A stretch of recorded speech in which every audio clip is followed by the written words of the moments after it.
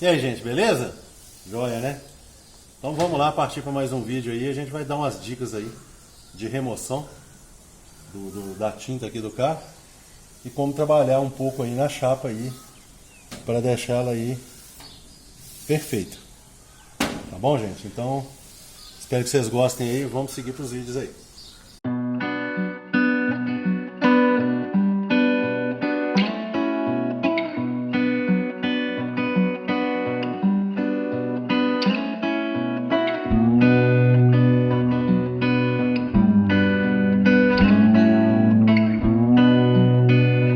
Então, gente, tem muita gente que pergunta, faz essa pergunta aí. Então eu vou estar mostrando para vocês aí. Tem esse disco aqui, ele chama Strip Disc. É um disco removedor, tá? Da marca Norton. Tem várias marcas aí. Então o que acontece, tá vendo, gente? Parece que ele é uma fibra. Então ele traz esse resultado aí, ó. Então esse carro aqui, por exemplo, a gente ganha muito tempo, né, em estar removendo com ele, porque evita de ficar trabalhando com removedor pastoso aqui. Tem casas que a gente tem que usar o removedor pastoso, mas aqui, como é uma tinta Duco, uma tinta mais velha, o removedor pastoso às vezes ele não rende muito trabalho. Então é bom usar esse disco aqui. E ele, além de tirar todo o material aí, ó, gente, aí a gente vai encontrando as amassadinhas, funilaria que a gente tem que fazer aí, tá? Então ele não marca. Ele não marca igual um disco aí, um disco rígido. Esse disco encontra ele flexível também. Totalmente flexível. Esse daqui, ó, ele tem um disco rígido atrás, ó. Vou tirar o rótulo aqui para vocês verem. Então, para determinados trabalhos, esse aqui é melhor. Igual nesse caso aqui. Agora tem uns outros, esses outros que são todos dessa fibra aqui, ó. Ele é muito bom para fazer as quinas, os cantinhos também, tá? Então esse carro a gente vai remover ele todo. Então onde der pra gente usar esse disco a gente vai usar. E outra dica bacana que eu dou pra vocês aí também é o seguinte. É como eu sempre digo aí, ó. Tem que estar, igual a gente removeu aqui, né? Tá encontrando esses trabalhos aí, a gente vai repuxar, vai acertar a lata o máximo que puder. Então o que acontece? Fixar os paralamas no lugar, tá? Pra gente vir fazendo esses acabamentos aí, porque chega no final aí do trabalho aí, na hora que a gente vai instalar um paralama, ele tem que ficar perfeito aqui. Então a gente tem que ajustar aí no lugar, apertar e ver se ele está maior, se está menor, se foi feito algum reparo aqui fora do padrão, tá, gente? Então é muito importante estar experimentando as peças sempre. Não dá para ficar usando a sorte para estar trabalhando, não. Então a gente vai acabar de remover aqui, daqui a pouquinho a gente mostra para vocês aí. Então, gente, aí ó, a gente está removendo aqui, então a gente já se deparou com outro material diferente aqui. Muita gente conhece, outros não, porque hoje é um material praticamente extinto aí, ó. A massa rápida, tá dando para ver, Larissa? Tá. Essa massa era o seguinte, gente, era uma massa de correção. A gente vinha, fazia o reparo que tinha que ser feito, aplicava a massa plástica, tá? Vamos falar plástica, vamos falar da era da plástica, tá? E depois que a gente lixava a massa plástica, modelava tudo corretamente, a gente não usava o primer PU. A gente usava essa massa rápida, que ela é semelhante a essa massa que a gente usa aí para aquela massa acrílica que a gente usa para pequenos reparos aí. A massa acrílica que a gente tem hoje. Mas a massa rápida ela era usada para tirar os arranhões, né? Alguma imperfeição leve. Então era usada essa massa rápida aí. Fabrica dela até hoje, né? Vou falar mal, não vou falar, porque na época é o que a gente tinha para trabalhar e hoje os materiais evoluíram e a gente vai acompanhando aí, né? Então a gente usava essa massa rápida, vinha fazer o lixamento com água e depois aplicava o primer universal. O primer universal não tinha um poder de enchimento igual tem o primer PU nosso hoje não, tá? Então era necessário usar essa massa rápida aí, que é essa massa cinza. Então a gente aplicava ela com a espátula, esticava ela muito bem esticadinha, fazia 2 aplicações aí, e com umas 2 horas de relógio aí podia estar lixando. Eu toda a vida deixei de um dia para o outro para deixar ela sentar bem mesmo, porque ela demorava a secar, não é igual essa massa acrílica de hoje que a gente faz um pequeno reparo aí, rapidinho ela seca não. Então a massa rápida ela demorava um pouco mais para secar. Então é sempre legal a gente estar mostrando aí que é um carro, como eu disse, a pintura dupla, pintura antiga, né? A nitrocelulose. Então a gente vai mostrando para vocês o que a gente vai encontrando aí, né? Não é errado, era o procedimento correto da época. Então, se a gente encontrar mais alguma coisa aqui, a gente vai mostrando para vocês aí. Vamos continuar aqui a remoção. Aí, gente, tá vendo? Todo removido. A maior parte dele aqui tá legal. Mas aí tem os reparos para serem feitos. É por isso que a gente estava conversando aqui agora, eu e a mãe Larissa. Às vezes quando a gente mostra, muita gente mostra o trabalho só no metal assim, ó, fica muito show, né? Mas visualmente fica legal, mas a gente encontra aqui várias imperfeições. Né? Por isso que eu falo, tem muita gente que fica só mostrando no metal, mas olha aqui, Larissa, nesse ângulo se dá para pegar. Se você colocar daqui para lá, você vai ver a imperfeição aqui. É, lá dá pra ver. Tá vendo? Então às vezes você mostra uma peça só no metal, a pessoa acha que é um trabalho já está perfeito, mas não, esse trabalho aqui a gente tem que começar, porque aqui é uma área assim que às vezes bate, né? Fusca é muito comum, né, desbarrar um paralama por causa de visão, né? Então ele fica meio quadrado aqui. Então agora a gente vai fazer essa funilaria aqui, né? Tá? Voltar esse amassado e fazer ele ficar redondo de novo, bem redondinho. Então esse trecho aqui, ó, tá vendo? E nisso vai aparecendo aí as outras coisas para fazer, igual o solda aqui mesmo. Esses paralamas, gente, vale a pena recuperar, porque são paralamas originais e mesmo que for colocado um novo aqui, nunca vai ser igual esse aqui não. A lata desse daqui, ó, ainda é uma lata bem sólida, tá? É só um pouco de carinho aqui e fica zero de novo.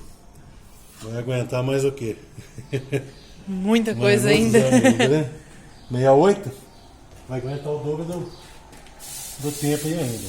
E até porque, gente, tem gente que ficou muita neurose aí de muito material especial, muita coisa. Esses carros sofreram muita ação do tempo, foram muito usados. Então o que vai acontecer? Esses carros agora não estão sendo feitos para uso diário não, tá? O que muita gente fica aí achando que esses carros vão rodar, igual um carro de um dia a dia hoje, aí pode até ser usado. Mas não precisa de exagero em excesso de proteção com coisas às vezes até que nem condizem com o carro, né?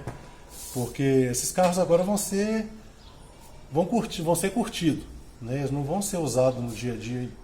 Então vai ter uma proteção melhor, não vai dormir na rua, não vai dormir no tempo, né? Então esses carros vão ter, eu acredito, para mim, na minha concepção, eles vão durar bem mais do que duraram até hoje. E outra coisa que eu atento bastante, gente, eu fico falando muito de material aí, igual eu falei da massa rápida agora aí, gente, é porque a gente gosta de estar mostrando, porque a evolução acontece, entendeu? Então tem muito, como eu falei de massa plástica, ela foi a evolução do estanho.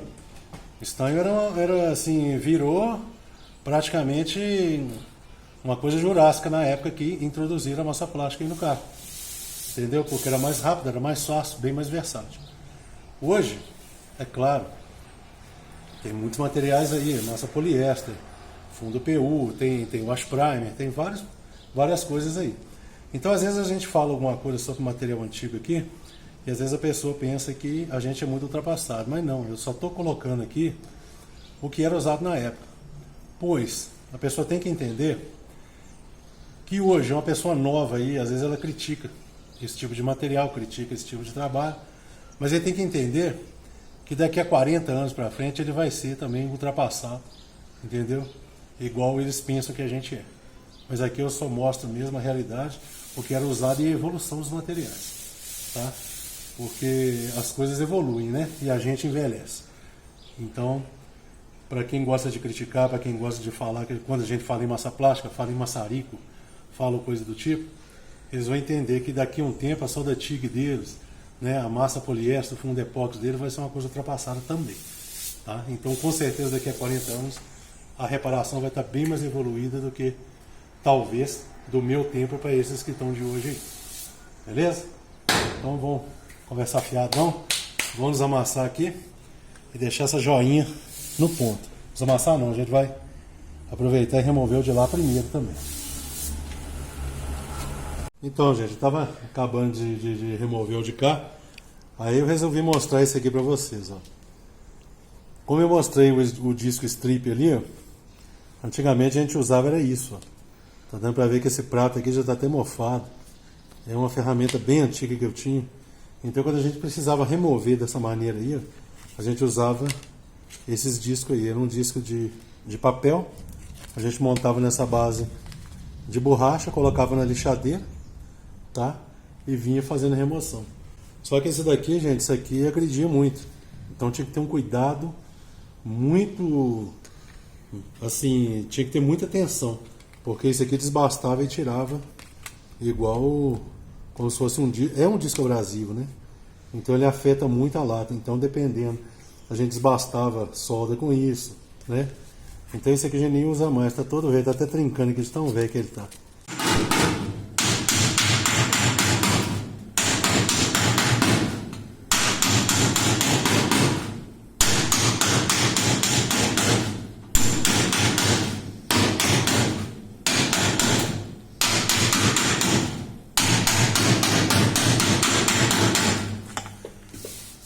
Tá vendo, gente, como é que já voltou?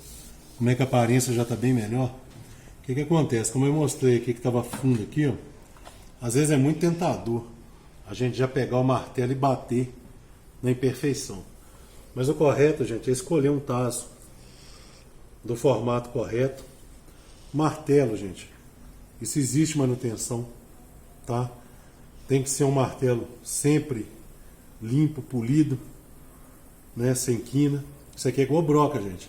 Isso aqui também tem uma manutenção e de vez em quando a gente tem que dar um trato nele, tá? Não ter sujeira nenhuma por trás, que tudo isso atrapalha. Então o que a gente vai fazendo? Ele vai pegando a ruga assim, ó, por exemplo, e vai puxando.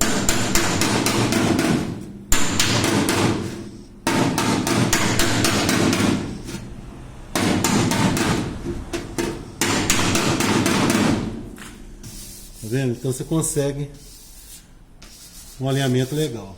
Tem hora que a gente escuta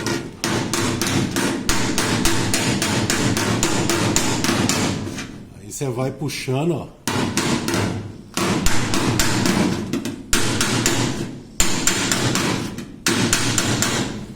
Tem hora que a gente não escuta o barulho do taso quando você escuta o barulho mais forte assim.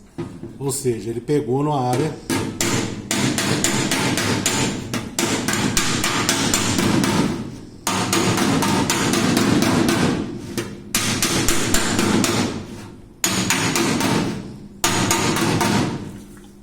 que está suspensa.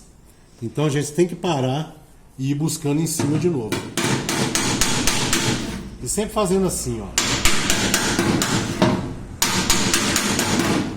Ou seja, você vai trabalhando, puxando ele no formato.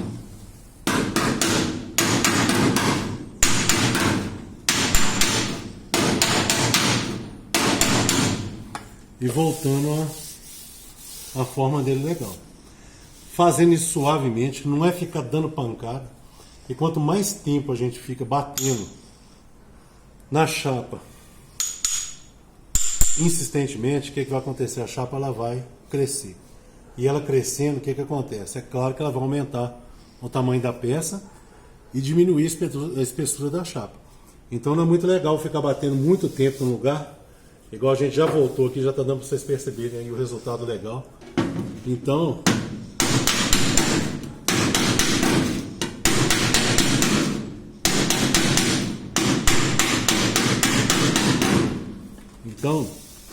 vem trazendo até onde está a avaria. Entendeu, gente? Não ficar insistindo o tempo todo no mesmo lugar. Entendeu? A gente tem que ir puxando.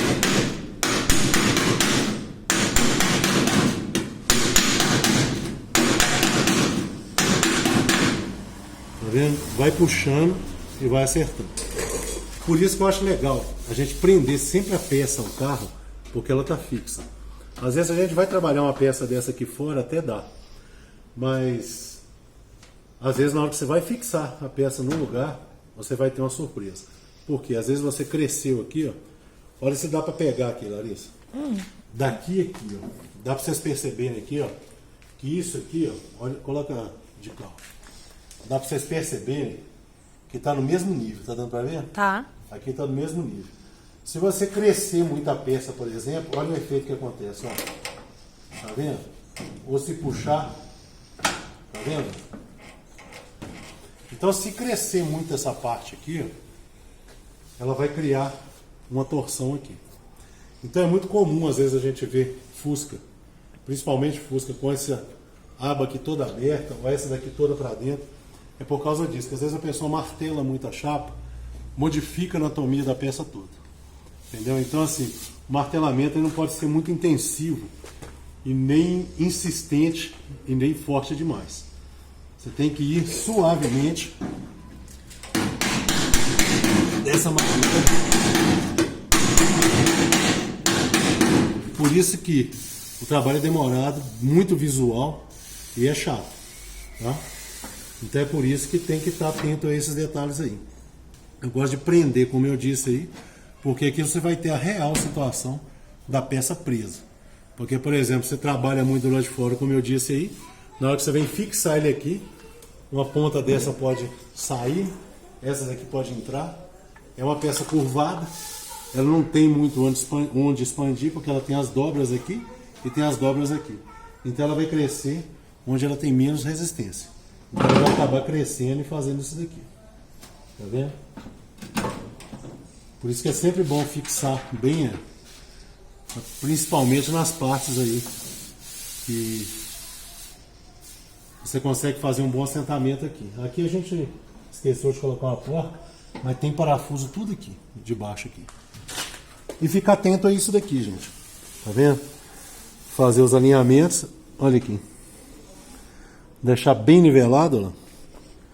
Porque isso aqui também, ó, aqui é danado para as pessoas colocar aquela chapinha bonitinha, cromadinha aqui, ó, mas às vezes é para tampar defeito.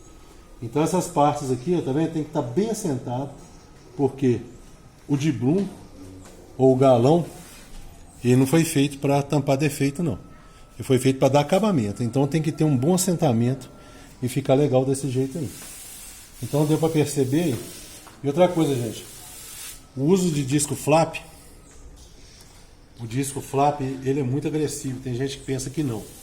Mas, por exemplo, aqui, às vezes é muito fácil. Você vem aqui, desamassa aqui de qualquer jeito, assim, volta ao amassado e vem, traz o disco flap aqui, em cima dos martelados aqui, tá? Aí fica lisinho. Mas qualquer ponto que tiver suspenso aqui, ó, o disco flap vai tirar. Então a chapa, ela vai ficar o quê? Vai ficar mais fina nesses pontos. E vai só enfraquecendo a estrutura do paralama. Por isso que é sempre legal. O nosso trabalho, como eu digo, ele é muito visual, sensitivo. Por isso que eu falo, depois a gente tem que fazer a descontaminação, porque a gente está sempre aqui, ó, em contato com a chapa, tá? Então a gente tem que estar sempre usando o tato da melhor maneira possível aí para estar. Pra gente tá percebendo aí todo defeito que o carro precisa ser corrigido. Mas aqui já deu para ver que ficou bem legal. A gente tem que trabalhar daqui para cá agora. E o que eu faço? Depois que eu termino aqui, ao invés de eu passar lima, passar flap, eu coloco um disco 80 na Rokit e venho passando aqui. Então, se tiver alguma imperfeição aqui, a gente vai conseguir identificar, tá? Então, essas dicas que a gente pode dar aí para vocês aí. Porque o trabalho de funilaria, gente, o trabalho de funilaria ele é bem chato. Então tem que ter muita atenção, tem que ter muito recurso visual aqui, tá? E tentar voltar aí o máximo que era, tá? Então já deu para ver bem a diferença aí, só nesse trecho que a gente trabalhou aqui. E o paralama aí, perfeitinho. Não tem nada reganhado aqui, nada fora da anatomia do carro aí. Tá bom? Então vamos continuar martelando mais um pouco aqui, que já tá escurecendo aqui, mas vamos dar mais umas marteladinhas aqui. E sempre, gente, manutenção. Às vezes você compra um martelo novo, tá? Você acha que ele já está pronto para uso, mas ele sempre às vezes precisa de estar dando uma manutenção nele, tirando as quinas, que às vezes ele vem com defeito de fundição, às vezes a gente vai batendo, vai criando rebarba, então tem que dar uma manutenção aí nos martelos aí, para ter um resultado legal, porque qualquer imperfeição que tiver aqui ele vai reproduzir na chapa, tá? E aí vai, às vezes você está tentando lá buscar aquele resultado bacana e sempre sobe uma ruguinha que você não sabe de onde vem, às vezes é do próprio martelo aí, ou de alguma impureza que está por trás, qualquer coisa aí que pode estar atrapalhando aí. Então, gente, carinho com a lata, tá? Não é só ficar martelando, socando de qualquer maneira não, que isso também enfraquece a chapa. Então vamos continuar aqui para passar uma roquite aqui agora mesmo aqui e mostrar o resultado para vocês aí. Aí, gente, o resultado é esse aí, ó. Tá vendo? Depois que a gente passa a roquite, quando tá tudo certinho, tudo bacana, hein? Aí o resultado é esse daí. Agora tá tudo certinho. Aí agora é partir para a saia e partir para o outro paralama. Só que a gente vai mostrar para vocês ali, ó. Aqui a gente passou o roquite, como eu falei. Então vou mostrar para vocês lá que depois que a gente removeu, a gente achou lá um trabalho aqui, né? É claro. Então a gente passou aqui a roquite para vocês verem quanto não desamassa, dá esse resultado aí, tá vendo? Então aqui agora a gente vai trabalhar nisso daqui, acertar, igual a gente fez no outro lá, e deixar ele bacana de novo. Então, é essa aparência que tem enquanto a gente traz a roquite e ele não está totalmente trabalhado. Tá vendo? Esse paralama já foi bem trabalhado, mas a gente vai resolver aí e deixar ele em forma de novo. Tá dando para ver as marcas aqui de lima? Tá dando para ver, né? Tá. É uma lima que a gente tem aí. Depois eu vou ver se eu até pego ela ali. Acho que ela tá ali fácil. Ela tava ali embaixo. É uma lima de rebatimento. Então, usaram aqui a lima de rebatimento e acabou crescendo um pouco a lata aqui, tá? Então coloca um encontrador e usou muita lima aqui de rebatimento. Então deixou tudo marcado, tá vendo? Então é por isso que eu falo. A gente vem aqui agora, volta, traz o resultado melhor possível aqui. E como eu disse, evitar de ficar usando disco flap, usando lima muito agressiva, porque você vai criar uma aparência aqui, ó, vai ficar legal, mas como eu disse, vai enfraquecer a lata. Tá dando pra ver as marcas todas aqui. Tá. Depois que a gente coisa. Então, é isso aí. Teve uma vez que eu vi um comentário lá, que a pessoa falou pra gente usar, ao invés de massa, usar o primer PU. E é o seguinte, a minha concepção de primer PU é o seguinte, não nesse caso aqui, no outro lá que já está pronto, talvez a gente, se julgasse o wash primer, depois viesse com o primer PU, já resolveria o problema ali. Só que eu não acho legal, eu prefiro usar a massa poliéster, porque ela já vai adiantar o processo, ela vai se encaixar onde for necessário, onde não for ela vai sair, tá? O que não é legal é você chegar num lugar desse daqui, ó, e encher de massa igual tá aqui, ó. Aí realmente vai criar uma camada mais espessa. Então, a dica que eu dou pro primer PU, gente, é que o primer PU ele não foi feito para tirar defeitos, não. Ele foi feito para dar acabamento no trabalho já bem executado. Então, o primer PU é para isso, né? Tira algum pequeno arranhado de lixa, tira alguma coisa, não fica tirando ondulação, não fica tirando buraco que a pessoa deixa, tá? Que aí a pessoa vai carregando, eu vou deixar aqui, vou mostrar para vocês aqui. É claro que aqui está muito exagerado, tá? Foi um resto de primer PU que a gente, da claridade aqui melhor, foi um pouco de primer PU que a gente fez e não usou até o... sobrou, né? Então olha para vocês verem, o primer PU, é claro que ninguém vai criar uma camada dessa num paralama lá. Mas o primer PU aqui, gente, ó, tá vendo? Se você criar, mesmo que for o primer alto sólido, se você ficar criando camada muito espessa aqui, ó, ele vai ficar elástico. E esse já tem muito tempo que tá secando ainda. Então ele vai acabar ficando elástico. Então, na hora da pintura vai o quê? Vai abater brilho, vai sugar o material. Então é o seguinte, gente, a massa poliéster, ela já é uma massa já instável. Ela tem essa característica, ela é mais sólida e tem o seu nível de flexibilidade. Mas ele não fica assim. Então, por exemplo, se você carregar esse paralama aqui, der umas 10 demão aqui de primer PU, você vai conseguir tampar. Não esse, o de lá. Você vai conseguir tampar. Mas com o propósito da pessoa chegar aqui e encher de primer PU, né? E a gente vir aqui usar.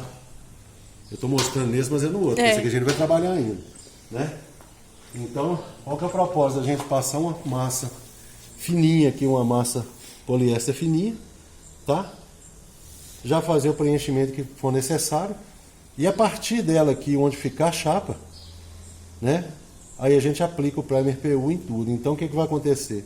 A união da massa aqui, ela vai estar nivelando com a chapa e fazendo a peça inteira ficar uniforme. Então é isso, gente. Não adianta ficar substituindo e querendo usar o primer PU para ficar corrigindo os defeitos, não. Tá? O primer PU é simplesmente para dar o acabamento num trabalho já legal. Então não tem problema algum a gente usar massa poliéster aqui não. Tá bom? Então da agora para frente, agora, os próximos trabalhos a gente vai fazer a saia e continuar trabalhando nisso aí. Então, gente, como eu disse no meio do vídeo aí sobre os materiais antigos, o que acontece? A gente fala, porque é claro que um profissional que quer sempre estar melhorando o seu trabalho, a gente tem que estar correndo atrás, né? Tentando conhecer novos produtos, melhores resultados. A gente fala muito dos materiais antigos, porque é o seguinte, a evolução é necessária, mas a gente não pode tá esquecendo das nossas raízes. Como que a gente trabalhava na época, como que a gente tinha dificuldade. Quem está chegando aqui hoje está achando aí a reparação muito mais fácil e muito melhor do que na minha época. Então eu não vou ficar trabalhando com materiais aqui antigos, materiais, né, que vão ter o dobro do tempo, talvez não vai ter eficiência dos materiais de hoje, mas como eu disse, na época era a tecnologia que tinha hoje. Então é por isso que a gente está sempre batendo sempre nessa tecla e falando dos antigos aí, dos materiais antigos e das facilidades que chegaram aí. E com certeza vão melhorar bastante daqui para frente. Então a evolução, ela sempre, como diz, a evolução, né? Ela sempre vai para frente, né? Então, gente, é igual pistola. Pistola de pintura, hoje você pega uma pistola dessa aí, os materiais hoje bem mais leve, poliéster, verniz mais leve, né? O próprio PU, né? Antes não, é o que? Uma pistola daquela de gravidade, ela tem no máximo 600 ml. Antes a gente pegava aquelas pistolas de caneca, inclusive eu tenho uma ali, tá? Eu tenho ela até hoje, é uma pistola de pintura antiga que eu tenho. Eu ainda uso ela para aplicar primer ainda. Mas na época, a minha pistola, o que é? É uma DeVilbiss SGA 570. Pesquisem aí para vocês verem. O caneco dela, de baixo, né, que ele era de sucção, ele não era de gravidade como os de hoje. O caneco dela suportava uma lata, 900 ml. Então você já pegava aquela pistola pesada, pegava ela carregada de tinta, entendeu? E trabalhava com ela. Essa pistola, essa que eu tenho até hoje, né, sabe que é uma marca aí de referência, uma marca top. E essa pistola que eu tenho hoje é um item praticamente de antiguidade. Mas na época ela era o Cadillac aí das pistolas, tá? Então eu trabalhava com essa pistola. Então era o que tinha de melhor no mercado.